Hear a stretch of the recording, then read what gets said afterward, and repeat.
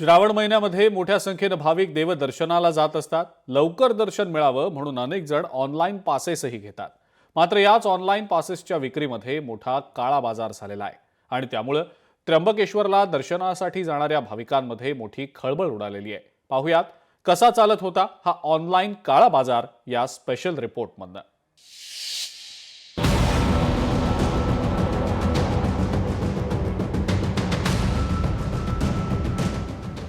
त्र्यंबकेश्वर दर्शन पासचा काळा बाजार, भामट्यांकडून अनेक भाविकांची लूट।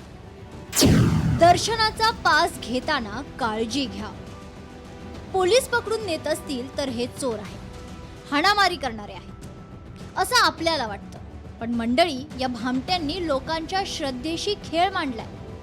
12 ज्योतिर्लिंगांपैकी एक असलेल्या त्र्यंबकेश्वरच्या भक्तांची यांनी फसवणूक केली आहे। दर्शनासाठीचे 200 रुपयांचे ऑनलाईन पास चक्क 1000 रुपयांना विकलेत। म्हणूनच पोलिसांनी 5 जणांच्या टोळीला अटक केली। आतापर्यंत त्यांनी अनेक भाविकांना बनावट पासद्वारे दर्शन दिल्याचं उघड झालं। मंदिर समितीच्या वेबसाईटवरून हे भामटे पास खरेदी करायचे आणि तेच पास जादा रक्कम आकारून विकायचे। ते किती दिवसापासून चालू होतं याचा देखील सखोल तपास आम्ही आपल्या तपासात करणार आहोत।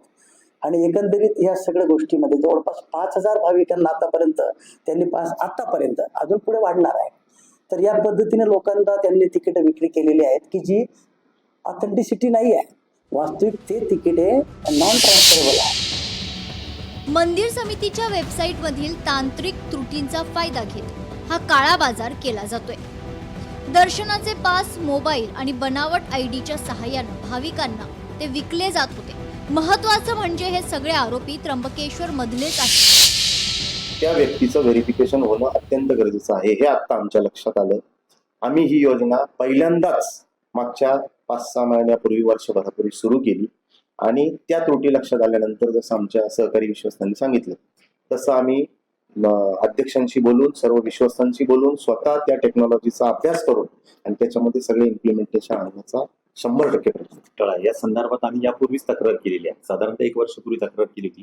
त्या संदर्भात चौकशी तत्कालीन पोलीस प्रमुख जे होते आपले शेवाळे साहेब यांनी बऱ्यापैकी प्रगती केली होती आणि 1-2-4 दिवसापूर्वी पत्रकार बंधूंनी एक प्रकार उघडकीस आल्यानंतर त्याला चालना देऊन 5 जणांना पोलिसांनी ताब्यात घेतल्याचं आम्हाला समजलंय आणि पोलीस निरीक्षक महेशराव कुलकर्णी साहेब या दृष्टीने तपास करतात। श्रावण महिन्यात भाविक मोठ्या संख्येनं त्र्यंबकेश्वरच्या दर्शनाला जातात, त्यामुळे मंदिर समितीनं तातडीनं वेबसाईटमधल्या त्रुटी दूर कराव्यात आणि भाविकांची लूट थांबवावी अशी मागणी होते। महेश महाले, लोकशाही मराठी, त्र्यंबकेश्वर।